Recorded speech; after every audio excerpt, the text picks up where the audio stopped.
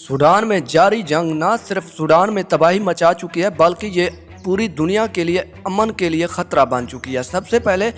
हम आपको बताते चलें कि सूडान में जारी जंग को कौन सपोर्ट कर रहा है। सबसे पहले सऊदी अरब का नाम आता है और दूसरे नंबर पर मुत्तहिदा अरब इमारात का, और दूसरे भी वस्ती एशियाई ममालिक शामिल हैं जिनकी अब अरब आबादी है। इसके अलावा अगर हम बात करें ये जंग क्यों शुरू हुई, ये जंग इसलिए शुरू हुई क्योंकि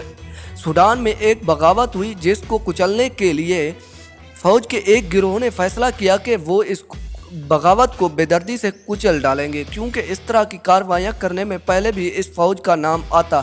था। और दूसरी सबसे बड़ी वजह यह है कि उन्होंने हुकूमत का तख्ता उलटकर अपनी हुकूमत कायम करना चाहिए, जिससे ये हुआ कि दो फौजी आपस में लड़ बैठे और अपनी अना पर कायम रहने के लिए दोनों आपस में लड़ते रहते हैं, जिसकी वजह से वहाँ पर काफ़ी ज़्यादा तबाही मच चुकी है और